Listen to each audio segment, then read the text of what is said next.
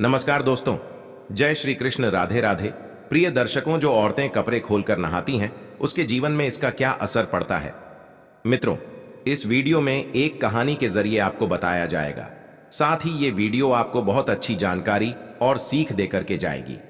तो चलिए मित्रों, आपका कीमती समय बर्बाद ना करते हुए अब सीधे कहानी पर ही पहुंचते हैं। मित्रों, एक समय विष्णु भगवान लक्ष्मी माता के साथ हरिद्वार में घूम रहे थे। लक्ष्मी माता ने देखा कि समस्त मनुष्य गंगा में नहा नहाकर हर हर गंगे कहते चले जा रहे हैं। प्रिय दर्शकों, अगर आप यह कहानी सुन रहे हैं तो पूरा सुनिएगा, क्योंकि आधा अधूरा ज्ञान कभी किसी के लिए सही नहीं होता। इसके अलावा हे माता लक्ष्मी, जो भी भक्त इस वीडियो को लाइक करे और चैनल को सब्सक्राइब करके कमेंट में जय माता लक्ष्मी लिखे, उनके घर में धन की कभी कोई कमी न रहे, उनका घर हमेशा धन से भरा रहे। दोस्तों, जब माता ने देखा कि समस्त मनुष्य गंगा में नहा नहाकर हर हर गंगे कहते चले जा रहे हैं, परंतु सभी दुखी और परेशान हैं, तब लक्ष्मी माता ने बहुत आश्चर्य से भगवान विष्णु से पूछा, गंगा में इतनी बार स्नान करने पर भी इनके पाप और दुखों का नाश क्यों नहीं हुआ? क्या गंगा में अब सत्यता नहीं रही? भगवान विष्णु ने कहा, गंगा में तो वही सामर्थ्य है, परंतु इन लोगों ने पापनाशिनी गंगा में स्नान ही नहीं किया है, फिर इन्हें लाभ कैसे हो? लक्ष्मी जी ने आश्चर्य से कहा कि स्नान कैसे नहीं किया? सभी तो नहाकर जा रहे हैं, अभी तक इनके शरीर भी नहीं सूखे हैं। भगवान विष्णु ने कहा, ये लोग तो केवल जल में डुबकी लगाकर आ रहे हैं, तुम्हें कल इसका रहस्य समझाऊंगा। दूसरे दिन बहुत जोर की बरसात होने लगी, गलियां कीचड़ से भर गई। एक चौड़े रास्ते में एक गहरा गड्ढा था, चारों ओर कीचड़ भर रहा था, और भगवान विष्णु ने लीला से वृद्ध रूप धारण कर लिया और विवश की तरह गड्ढा में जाकर ऐसे पर गए जैसे कोई मनुष्य चलता चलता गड्ढे में गिर पड़ा हो और निकलने की चेष्टा करने पर भी ना निकल पा रहा हो। लक्ष्मी जी को उन्होंने यह समझाकर गड्ढे के पास बैठा दिया कि देखो, तुम लोगों को सुना सुनाकर यूं पुकारती रहो कि मेरे वृद्ध पति अकस्मात गड्ढे में गिर पड़े हैं, कोई पुण्य आत्मा इन्हें निकालकर इनके प्राण बचाए और हम असहाय की सहायता करें। और भगवान विष्णु ने यह भी समझा दिया कि जब कोई गड्ढे में से मुझे निकालने को तैयार हो, तब इतना और कह देना कि मेरे पति सर्वथा निष्पाप है, इन्हें वहीं छुए जो खुद भी निष्पाप हो। यदि आप निष्पाप हैं तो इनके हाथ लगाइए, नहीं तो हाथ लगाते ही आप भस्म हो जाएंगे। लक्ष्मी जी तथास्तु कहकर गड्ढे के किनारे बैठ गई और आने जाने वालों को सुना सुनाकर भगवान विष्णु जी की सिखाई हुई बात कहने लगी। गंगा में नहाकर लोगों के दल आ रहे हैं और सुंदर युवती को यूं बैठी देखकर कईयों के मन में पाप और कईयों को कुछ धर्म का भय हुआ। कई कानून से डरे और कुछ लोगों ने तो लक्ष्मी जी को यह भी सुना दिया कि मरने दे बुढ़े को, क्यों उसके लिए रोती है। और कुछ दयालु चरित्रवान पुरुष थे, उन्होंने उस युवती के पति को निकालना चाहा, परंतु लक्ष्मी जी के वचन सुनकर वे भी रुक गए। उन्होंने सोचा कि हम गंगा में नहाकर आए हैं तो क्या हुआ, पापी तो है ही, कहीं सहायता करते समय हम भस्म ना हो जाएं। इस स्त्री के कथन के अनुसार हम खुद भस्म ना हो जाएं। किसी का साहस नहीं हुआ। सैकड़ों आए, सैकड़ों ने पूछा और चले गए। संध्या हो चली, तब भगवान विष्णु ने माता लक्ष्मी से कहा, देखा, आया कोई सच्चे हृदय से गंगा में नहाने वाला। तब थोड़ी देर बाद एक जवान हाथ में लौटा लिए हर हर गंगे करता हुआ निकला। लक्ष्मी जी ने उसे भी वही बात कही। युवक का हृदय करुणा से भर आया, उसने भगवान विष्णु को निकालने की तैयारी की। लक्ष्मी जी ने रोककर कहा कि भाई, यदि तुम सर्वथा निष्पाप नहीं होंगे तो मेरे पति को छूते ही जल जाओगे। उसने उसी समय बिना किसी संकोच के दृढ़ निश्चय के साथ लक्ष्मी जी से कहा कि माता, मेरे निष्पाप होने में तुझे संदेह क्यों होता है? देखती नहीं, मैं अभी गंगा नहाकर आया हूं। भला गंगा में गोता लगाने के बाद भी कभी पाप रहते हैं? मैं अभी तुम्हारे पति को निकालता हूं। युवक ने लपक कर बूढ़े को ऊपर उठा लिया। भगवान विष्णु और लक्ष्मी ने उसे अधिकारी समझकर अपना असली स्वरूप प्रकट कर उसे दर्शन देकर कृतार्थ किया।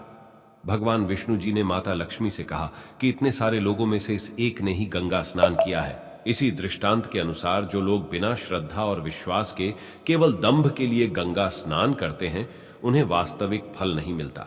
परंतु इसका यह मतलब नहीं कि गंगा स्नान व्यर्थ जाता है।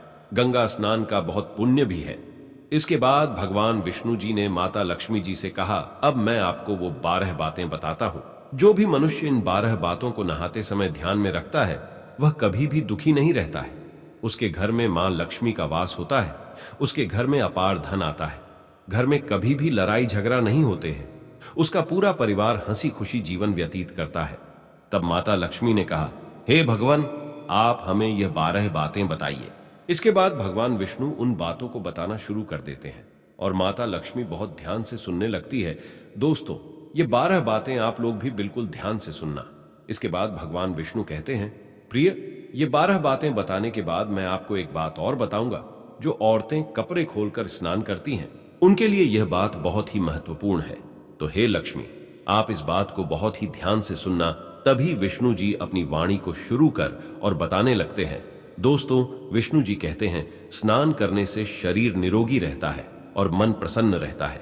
नहाने से चेहरे की क्रांति और शारीरिक आकर्षण में भी बढ़ोतरी होती है। अगर इस नित्य कर्म के दौरान कुछ बातों का ध्यान रखा जाए तो आध्यात्मिक से भी ज्यादा लाभ पाया जा सकता है। नहाने के क्रम में इन बातों का ख्याल जरूर रखा जाना चाहिए। नंबर 1, स्नान करने के बाद शुद्ध होकर पूजा पाठ आदि सारे काम करने के योग्य बनते हैं, इसलिए सुबह को ही स्नान कर लेना चाहिए। नंबर 2, शास्त्रों में कहा गया है कि स्नान करने से इन 10 गुणों की प्राप्ति होती है: रूप, तेज, बाल पवित्रता, आयु, आरोग्य, निर्लोकता, तप और मेधा। नंबर 3, धन, पुष्टि व आरोग्य और स्वास्थ्य चाहने वालों को हर मौसम में और हर दिन स्नान करना चाहिए। नंबर 4, शास्त्रों में कहा गया है कि सुबह स्नान करने से पाप का नाश होता है और पुण्य मिलता है। ऐसा कहा गया है कि सुबह नहाने वालों के पास नकारात्मक शक्तियां नहीं भटकती, इसीलिए सुबह स्नान करना ही उचित है। नंबर 5, बीमारी के हालत में सिर के नीचे से ही स्नान करना चाहिए। गीले कपड़े से शरीर को पोंछ लेना एक तरह का स्नान ही कहा गया है। नंबर 6, सुबह की लालिमा छाने से पहले ही स्नान लेना श्रेष्ठ माना गया है। नंबर 7, तेल लगाकर और देह को मल मल कर नदी में नहाना मना है। इसकी जगह नदी से बाहर निकलकर तट पर ही शरीर साफ करके तब नदी में डुबकी लगाना उचित है। नंबर 8, जिन घाटों पर कपड़े धोए जाते हैं वहां का जल अपवित्र माना गया है, इसलिए वहां से कुछ दूर हटकर ही नहाना चाहिए। नंबर 9, नदी में 11 या 21 डुबकियां लगाना अच्छा बताया गया है। नंबर 10, पवित्र नदियों में कपड़े निचोड़ने की मनाही है। नदी में किसी तरह की गंदगी नहीं बहानी चाहिए। नंबर 11, नल की तुलना में झरने का पानी, झरने से ज्यादा नदी का पानी, नदी के पानी से किसी तीर्थ का जल, तीर्थ के जल से गंगा जल अधिक श्रेष्ठ माना गया है। नंबर 12, गंगा माता का कथन है कि स्नान करते वक्त कोई चाहे जहां भी मेरा स्मरण करेगा, मैं वहां के जल में आ जाऊंगी। इसके बाद भगवान विष्णु जी ने कहा, अब मैं आपको औरतों के बारे में बताता हूं जो औरतें कपड़े खोलकर स्नान करती हैं। हिंदू धर्म शास्त्रों में हर एक चीज के लिए कुछ नियम बनाए गए हैं। इन नियमों में से एक है स्नान को लेकर की गई बातें। ऐसा माना जाता है कि आम व्यक्ति को शास्त्रों के नियमों का पालन जरूर करना चाहिए, जिससे उनके घर की सुख समृद्धि बनी रहती है और खुशहाली आती है, साथ में अपार धन बरसता है, माता लक्ष्मी प्रसन्न होती है। दरअसल हमारे शास्त्रों में ऐसी कई बातें लिखी गई हैं जिनका हम पालन सदियों से करते चले आ रहे हैं, लेकिन उसके कारणों के बारे में हमें अभी भी पूरी जानकारी नहीं है। ऐसे ही नियमों में से एक है निर्वस्त्र स्नान करना। आपने अक्सर घर के बड़ों को ऐसा कहते सुना होगा कि कभी भी स्नान बिना कपड़ों के यानी निर्वस्त्र नहीं करना चाहिए। अगर हम पौराणिक कथाओं की बात करें तो निर्वस्त्र स्नान की मनाही का एक सबसे बड़ा कारण कृष्ण जी के समय से जुड़ा है। पौराणिक कथाओं के अनुसार एक बार जब गोपिकाएं सरोवर में स्नान कर रही थीं और वो निर्वस्त्र थी, उस समय बाल कृष्ण ने गोपियों के सभी वस्त्र छिपा दिए। उस समय जब कृष्ण जी ने उनके वस्त्र छिपा लिए और गोपियों ने अपने वस्त्र वापस लेने की प्रार्थना की, तब कृष्ण जी ने उन्हें समझाया कि कहीं भी बिना वस्त्र धारण किए स्नान नहीं करना चाहिए। इससे जल के देवता वरुण का अपमान होता है, इसलिए आपको निर्वस्त्र स्नान न करने की सलाह दी जाती है। अगर आप नहाते समय यह सोचते हैं कि बंद कमरे में कोई आपको नहीं देख रहा है, तो ऐसा गलत है, क्योंकि ईश्वर आपको हर स्थान पर देखते हैं। और यदि आप निर्वस्त्र होकर स्नान कर रहे हैं तो यह मुख्य रूप से जल के देवता वरुण का अपमान करने जैसा होता है। निर्वस्त्र स्नान से आपको पाप लग सकता है और आर्थिक एवं शारीरिक नुकसान पहुंच सकते हैं। यदि आप निर्वस्त्र स्नान करते हैं तो आपके शरीर में नकारात्मक ऊर्जा प्रवेश करती है और आपकी मानसिकता भी नकारात्मक हो सकती है। इसीलिए हमेशा आपको यही सलाह दी जाती है कि आप नहाते समय कोई एक कपड़ा जरूर धारण करें, लेकिन बिना कपड़ों के स्नान ना करें, तभी आपके लिए बेहतर होगा।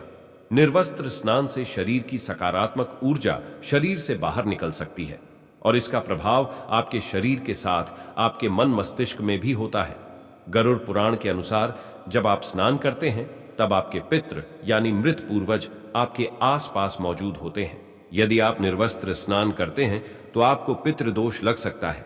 ऐसे स्नान करने से आपके पितरों को तृप्ति नहीं मिलती है और ये घर में पितृदोष का कारण बन सकता है और ये वस्त्रों से गिरने वाले जल को ग्रहण करते हैं जिनसे उनकी तृप्ति होती है। निर्वस्त्र स्नान करने से पितृ अतिरिक्त नाराज होते हैं जिनसे व्यक्ति का तेज, बल, धन और सुख नष्ट होता है। इसलिए कभी भी निर्वस्त्र होकर स्नान नहीं करना चाहिए।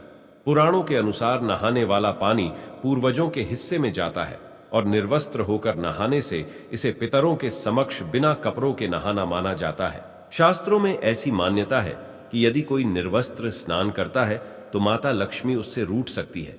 इससे आपकी कुंडली में धन हानि के योग बन सकते हैं और आपकी आर्थिक स्थिति खराब हो सकती है।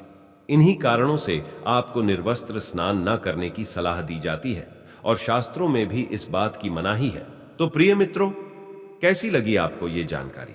अगर जानकारी अच्छी लगी है, पसंद आई है तो कमेंट बॉक्स में जरूर बताना और हो सके तो अपने मित्रों को भी शेयर करना और हमारे चैनल को सब्सक्राइब अवश्य करना। और दोस्तों, सच्ची श्रद्धा से कमेंट में जरूर लिखे जय श्री राम, जय हनुमान, साथ ही देवों के देव हर हर महादेव सदैव आप पर अपनी कृपा बनाए रखे।